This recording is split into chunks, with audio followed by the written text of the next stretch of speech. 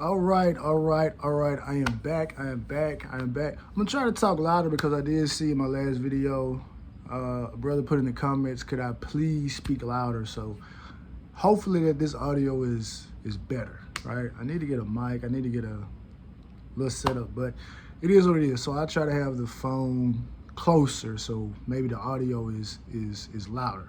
But anyway, gonna go live tonight about 7 p.m. Central Standard Time because I am in the Central Standard Time zone. But I just wanted to kind of give an overview of what it is that, we'll talk about tonight. You know what I mean? Not a lot of topics, but obviously there's a lot of dialogue that can go around these topics.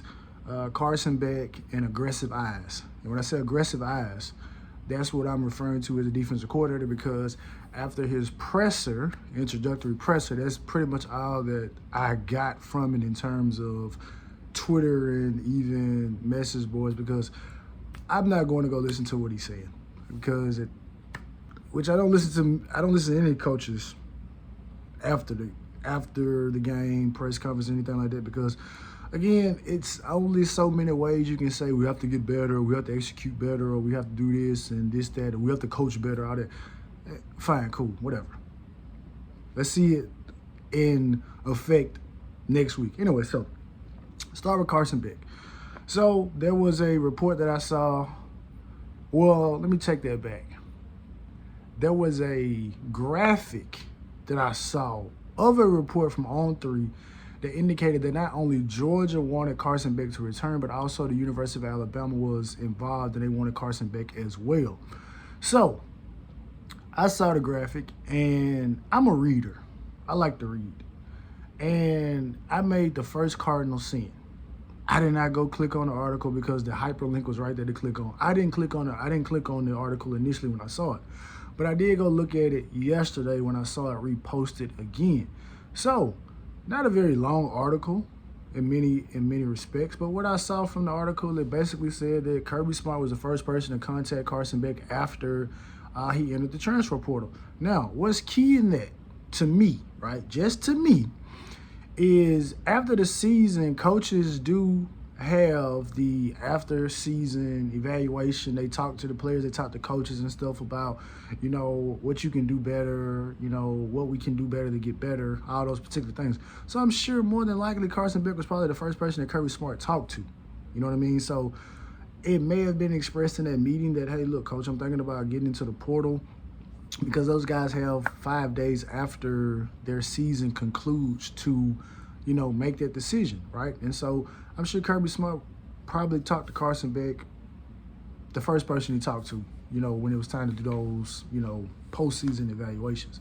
So them saying that he was the first person to contact him after he entered the transfer portal, to me, that's a nothing burger, because I'm sure whatever Kirby spoke to him about in that conversation was probably something that had already talked about in the exit. That's what the exit meetings, or however they phrase these things. So I took nothing away from that, right? So then we get down to the Alabama thing. And there was one word that stood out to me. And that word was allegedly, by Matt Hayes. It stated that allegedly Alabama reached out to Carson Beck. Now, from my understanding, Carson Beck had a non-communication or a no communication clause where you can't just reach out and talk to him and stuff. And obviously, we know tampering is going on. But when you put alleged in there, like it's in the On3 article, it's not like it was some other source that took the story and then put a spin to what it said in that article, allegedly. So we don't even know if that is even accurate. Now, maybe they did reach out to him. Who knows? But when you put alleged on there, that means like they may have, but I'm not going to 100% stamp it and say that they did. So again, that resharing of that, that's irrelevant to me. So anyway, moving on.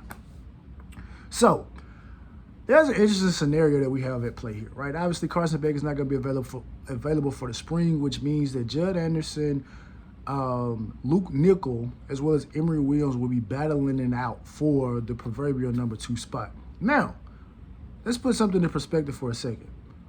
What if we have a situation where one of those 3 quarterbacks wow the coaching staff? What if they play so well to the point that you have to think, can we keep this player off the field?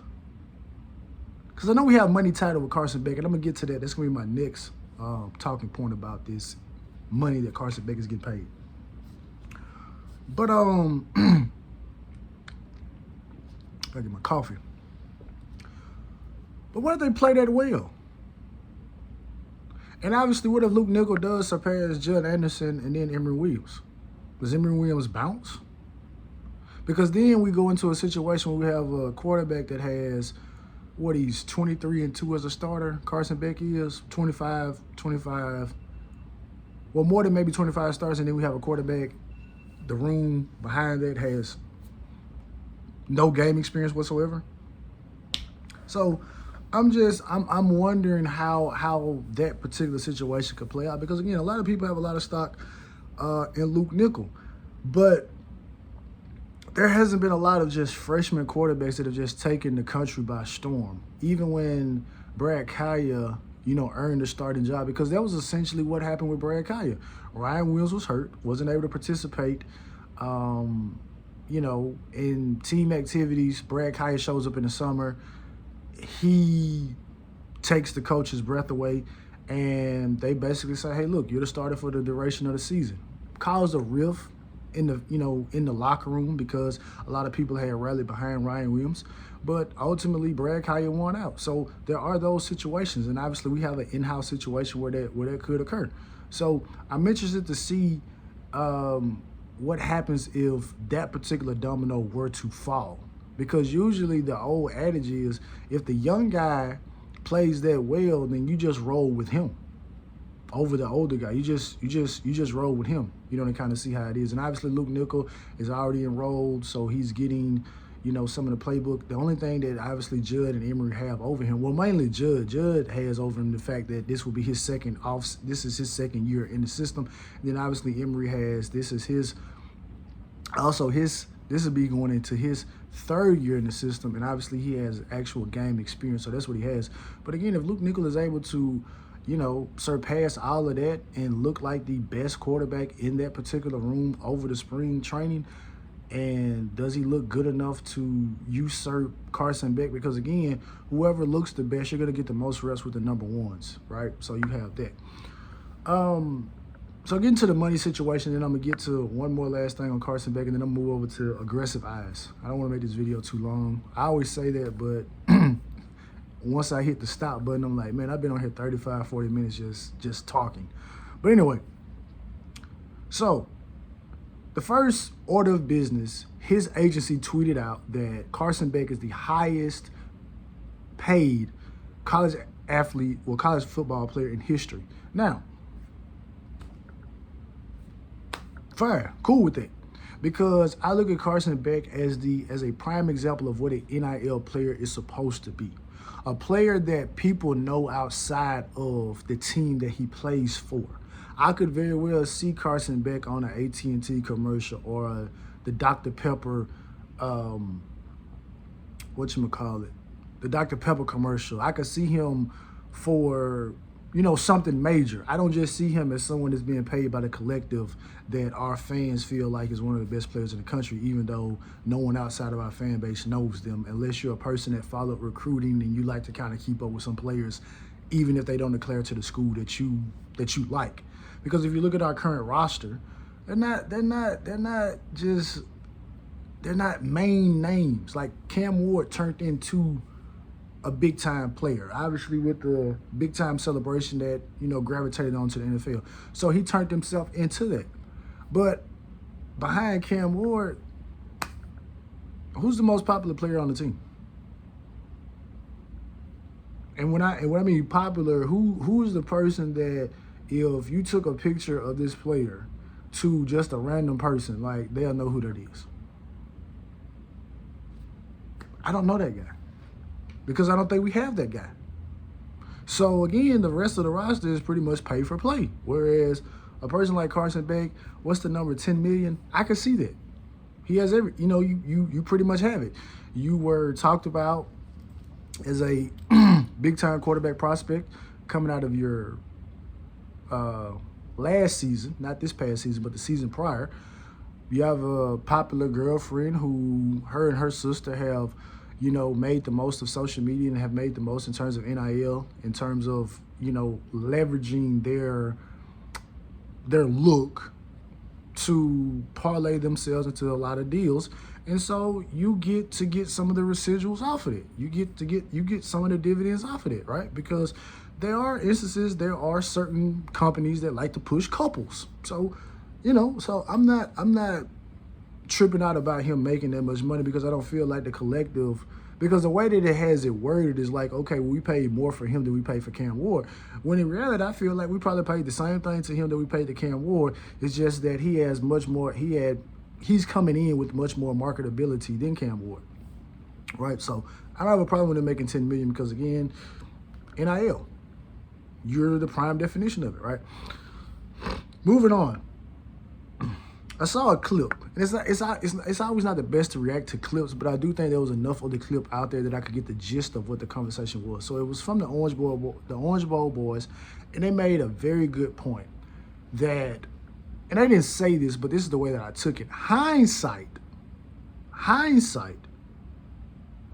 we are looking at Cam Ward differently than we looked at Cam Ward when he got here, which is we're looking at Cam Ward as a generational guy, a guy that just was a can't miss. Because again, if the eyes that we look at Cam Ward with right now were the same eyes that many people looked at him with before he came to Miami, he wouldn't have been in Miami this year. He would have went to the NFL. Cool with that, right? So I agree with that.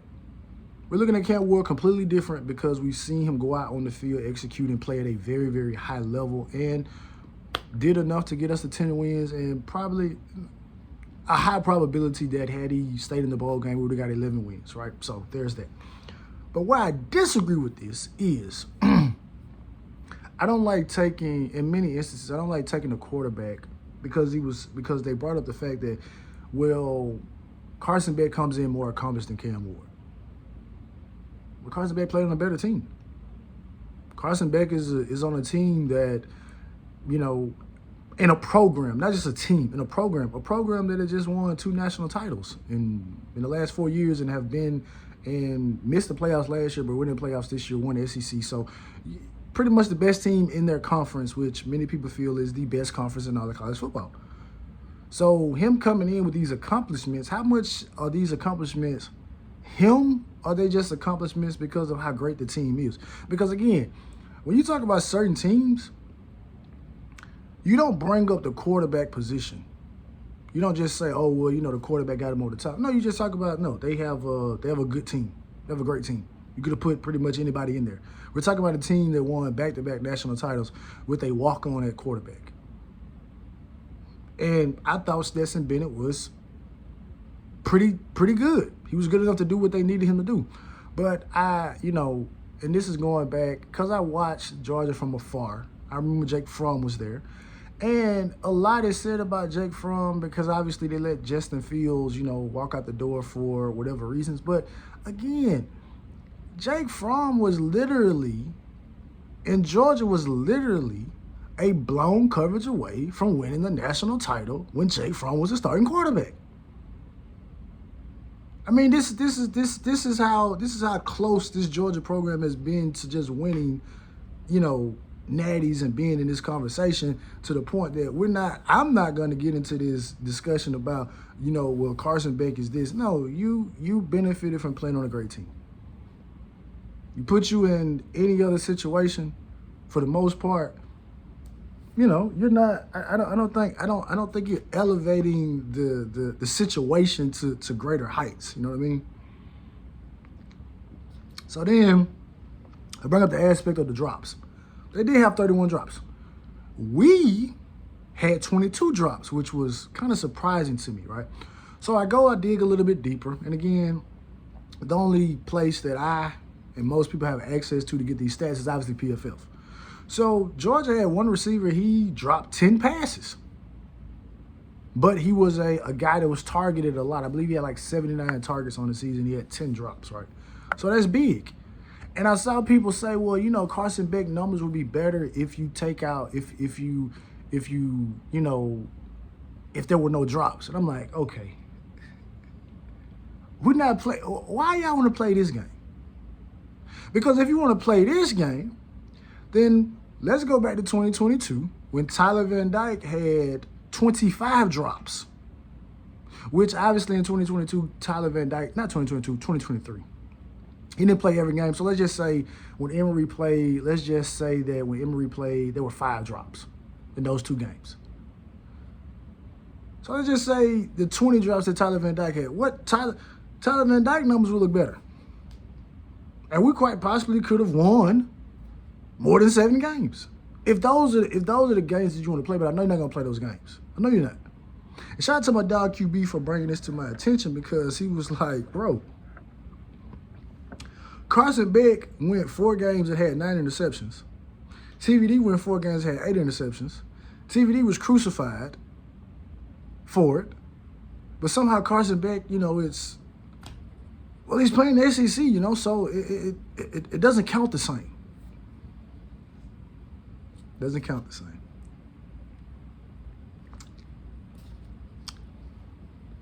I mean, 9 interceptions over 4 games is 9 interceptions over 4 games, irregardless of how you try to cut it.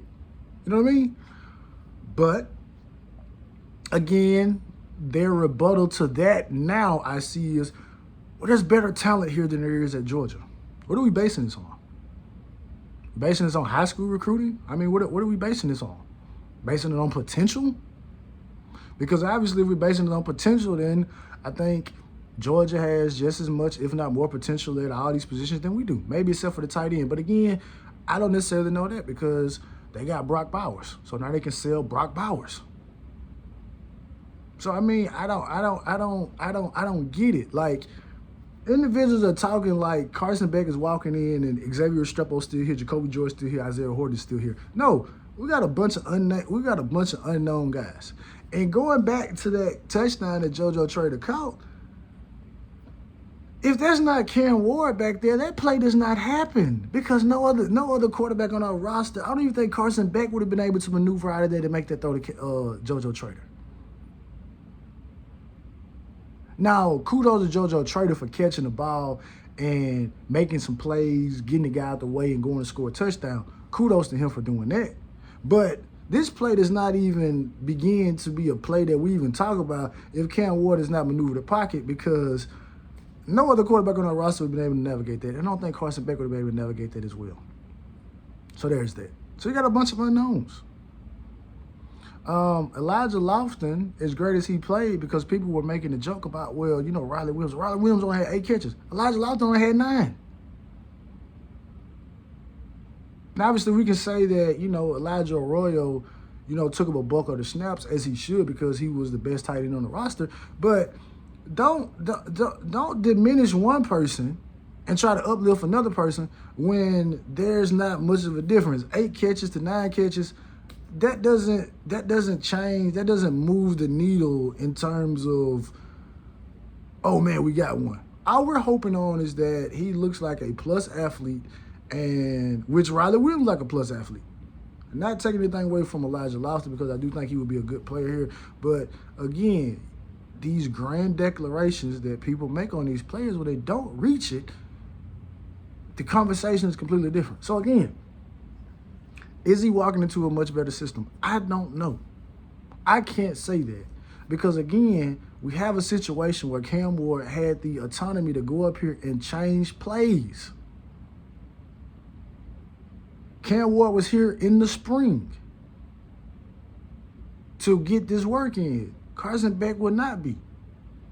Then you have the reports of, well, you know, he has some TVD in him. So none of this stuff is pointing to just this narrative that y'all have of, well, if he did this in the SEC, imagine what he would do in the ACC.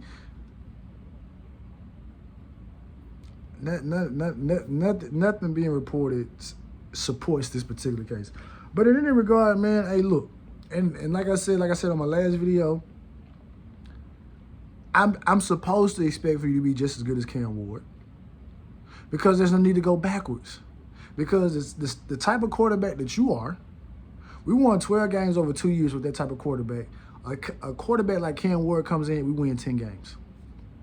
So in 2 years, we win 2 more games than we do in 1 year with the guy, which in reality, we could say 1 more because obviously I feel like we would have won the Iowa State game. So yeah, you're doggone right. I expect for you to come in and be just as good as Cam Ward. Matter of fact, I expect you to come in to be better than Cam Ward. Why? Because you have more accomplishments than Cam Ward. So that's that. So moving on to aggressive eyes.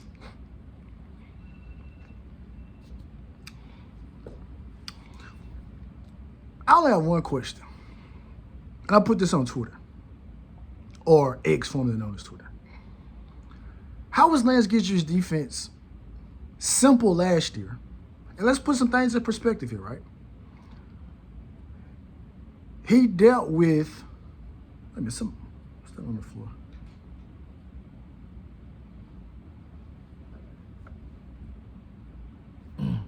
My bad. I dropped something on the floor.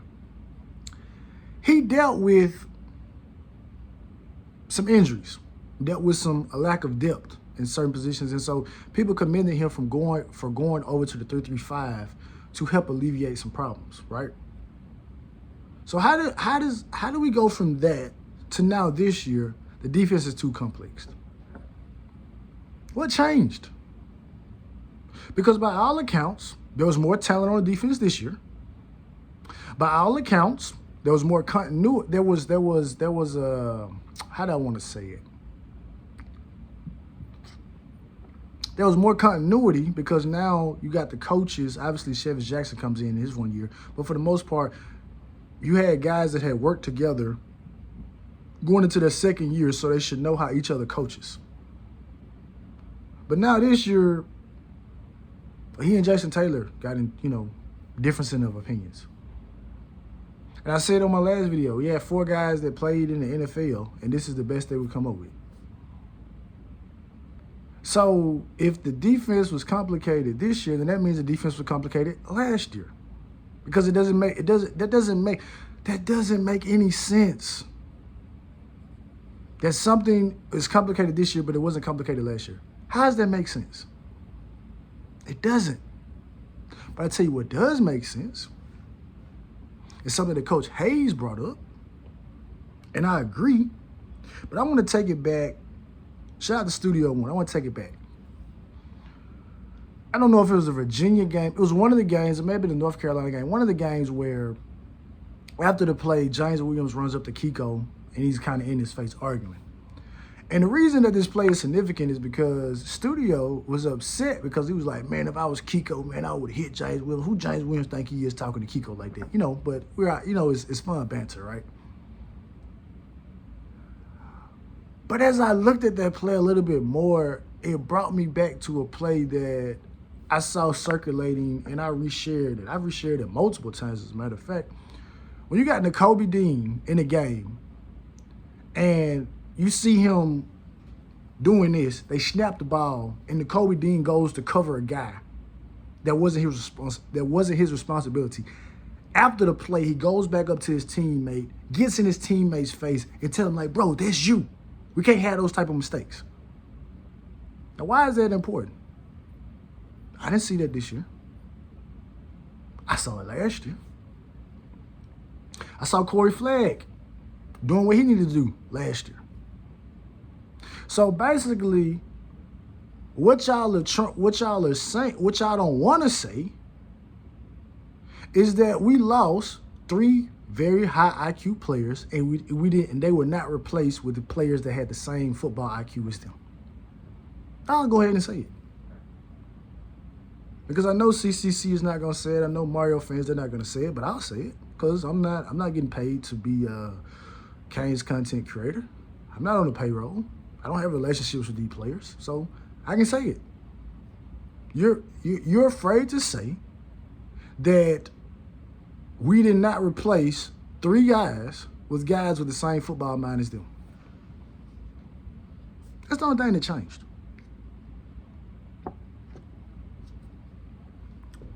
That's it. Because all the stunting and all that stuff like that, Lance Guidry didn't just wake up and just say, hey, look, we're going to start, the defensive tackle is going to go out there and concert edge. No, this is your defense. This is what you do. He didn't just wake up and say, oh, we're going to drop the end back in coverage, to kind of help with with a zone blitz. No, this is not something that just got started. It's been there. The difference is you don't have the guys there to identify it. Guys are not, we didn't have the guys that should identify it. Now, which brings me to my next thing, right? Aggressive eyes says it's going to be simple, right? And shout out to my dog, David Lake at Inside the U, one of my favorite moderators.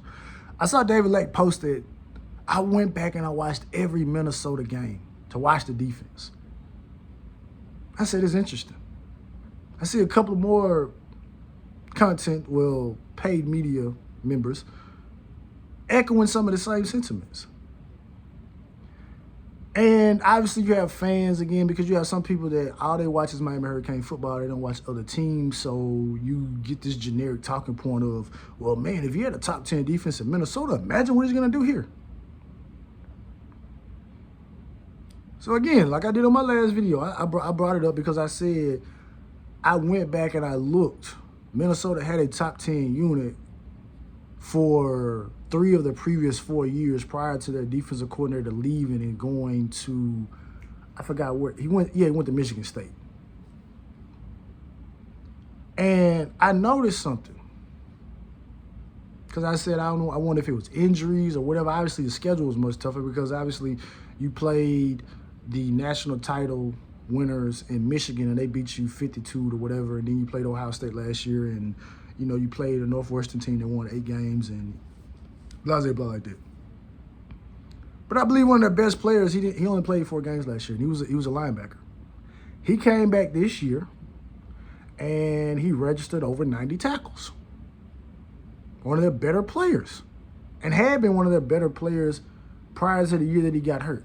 So I'm not going to say that he was the main reason that they went from in the 60s back up to there, but we literally watched in real time what it looks like when a key cog or some key cogs of a defense is not there. We watched it. We saw the absence of James Williams, Cam Kitchens, and Corey Flatt. We watched it this year. Because the issues that we talked about, and again, shout out to my dog Daryl Page too, because we had a chit chat on Twitter. And he was like, bro, I mean, I can't defend Lance Guidry. In my mind, I'm like, we don't have to defend Lance Guidry. We don't have to. Because at the end of the day, as a coach, you and the other 4 guys that played in the NFL, y'all job was to get someone in position ready to replace the football IQ of Corey Flatt and the football IQ of James Williams and Cam Kitchens. Y'all failed to do that. So you're not above being criticized, and obviously you're not above, the aspect of feeling like you should get the benefit of the doubt and keep your job. No, we don't have to argue that. But I'm not going to subscribe to this narrative that y'all are trying to push and say that the defense was more complicated this year than it was last year. It don't work like that. It doesn't work that way. So my biggest thing about aggressive eyes is if aggressive eyes does not find or identify the person that's going to have the green dot on the back of the helmet, if that person does not know the defense in and out, it doesn't matter how simple it is. Because too much is brought up, too much is made about the guy that can run sideline to sideline. Too much is brought up about the guy. Look at the height, look at the weight and all this. I got into a back and forth with a guy on the message board. It was probably maybe 3 or 4 weeks ago. We were talking about Corey Flatt and West Passaic. And I told him, you can't say West Passaic is better than Corey Flatt. Why are you going to say, what proof do you have that he's better? Because the only thing that you can lean your hat on is that West Passaic from South Florida. He played for Miami Central. He was a higher rated recruit. But other than that, you have nothing. PFF doesn't support it. Actual statistics don't support it. The play on the field doesn't support it. Now, obviously, people will make the, oh, well, you know, Corey Flag, if he was faster, he'd have made the play, and blah, blah, blah. But again, shout out to my dog Hayes, good, bad, and ugly. If y'all watch that, you'll see plays where West Saint is not where he's supposed to be. But again, I understand that, you know, y'all have a certain affinity, you know, to certain players. But he brought me nothing that said West Saint was a better player than Corey Flag other than high school recruiting. Which, we're going into West Saint's 4th year on campus. That ranking means absolutely nothing. And if we were to do a re-ranking, probably a 3-star player. A middle 3-star player, not a high 3-star player, but like a middle of the road 3-star player. If we take actual play on the field into account, not this affinity that you have. And this is not here to jump on West Saint because I like West Saint. But again, Poison we brought in the portal, Zaquan Patterson. Again, if you guys are not gonna display the same football IQ as Cam and James and whoever gets the green dot at the linebacker position, if y'all not gonna be a cerebral at Corey Flag, how y'all the defensive line's gonna be able to get upfield? In the words of Warren Sapp, you gotta earn the right to rush the passer. You gotta earn the right to rush the passer. That's a right that you have to earn. And just because you get upfield, that doesn't mean that you're going to make the play. So, aggressive eyes can say it's going to be simple, we're going to be aggressive, we're going to play physical, all that stuff like that. All that stuff sound good. But until you show that you have a cerebral player or a couple of cerebral players on the team, and I know some people got, you know, some issues with Steve Kim and stuff like that, but Steve Kim made this same point on Coach JB's show. You can have all the natural, great-looking bodies out there on defense. You can have all that stuff. But if you don't have the guys that cerebrally know how this team is trying to attack you, it don't matter how simple the defense is. Because you can make it so simple to the point that you can get figured out. You have to bring that point up because there are instances you do have to disguise things. You do have to have situations where, you know, because again, this is the thing, right? You can look at the film, and one of the things that people brought up was that, well, you know, not Georgia Tech, but it was either Cal or maybe USF. One of the teams was like, man, this is the team that gave the blueprint to how to beat our defense. And we're talking about this is early in the season. So again, the one thing Aggressive Eyes got going in his favor, which isn't much, is the fact that there's only 1 year of tape on you. And some people have brought up the aspect that they will only play one top 50 offense. So we don't necessarily know how well you'll be able to go out there and adjust once things happen. Now, Coach Joe is gone, D. Nick is gone, Chevis Jackson is gone. So again, when you're dealing with a guy like this, the Rolodex is not that big. So it'll be interesting to see how this brought in, because now you got, like I say, Mario fans, they go back and forth. They go back and forth. First is we need to get guys that bring talent. Oh, and now we need the teachers. We need the. It's so exhausting trying to keep up with these guys, right? So it'll be interesting to see who he brings in as his position coaches.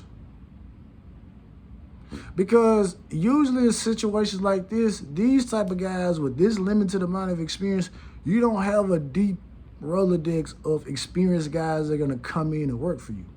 So you very well can have a situation where we're in the same kind of boat where people were upset with Manny, where it's like you're the most experienced person on the side of the ball, and that's a problem because you don't have someone that's going to stand up to you and tell you, hey, this BS ain't going to work. All these people are your proverbial sons. So we'll see. It's a high risk, high reward hire. But again, a lot of people are pessimistic about this for obvious reasons, while there are other people that are trying to push it like, no, he's great. Look at this, look at this, look at this. It's like, bro,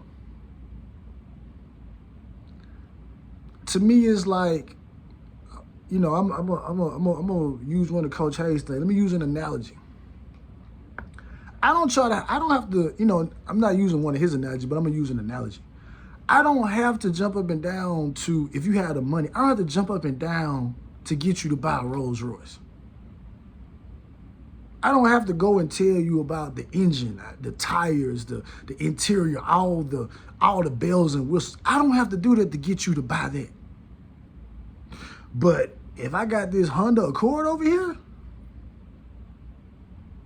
I gotta go through, bro, miles per gallon, bro. JD, what is it? JD Power Award winner. They did this, man. Look at the new sunroof. Look at. I gotta go through the whole list of this to convince you to buy this car. And this is the Honda Aggressive Eyes, the Honda Accord. Respectfully, it's fully loaded though, but it's Honda Accord. And y'all are trying to sell this. Y'all are trying to sell it. And y'all have successfully gotten some people to buy it. But a lot more people are like, nah, I'm gonna wait. I'm gonna wait to see if they drop another model next year. And when I say another model, it means, did it work out, or we gonna be in the same boat looking for a fourth defensive coordinator in 5 years? You don't have to jump it, like again, Rolls Royce, these particular companies, they don't have commercials. I don't have to jump up and down. I don't have to give you a rebate. I don't have to offer free oil changes for life. I don't have to give you a 100,000-mile warranty. I don't have to do all this stuff to sell it. Y'all are offering 100,000-mile warranty, free oil changes for life, first 3 sets of tires free. Like, yeah. You have to do all that with a Rolls Royce. If this was an established person, you don't have to do all this. But you got the high risk, high reward guy over here. Oh, he's young, he's hungry.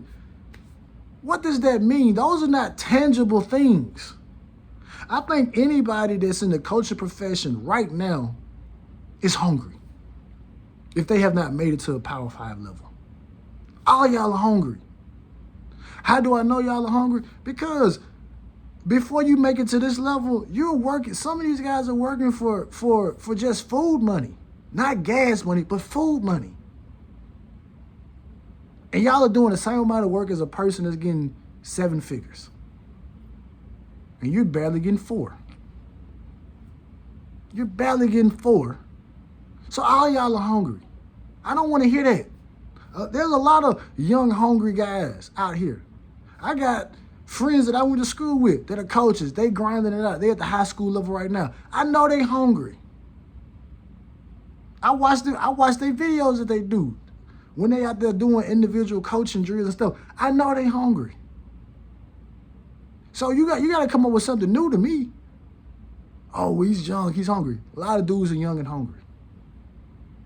There's a lot of women who are in the coaching profession. They young, they hungry. What does that mean at the end of the day?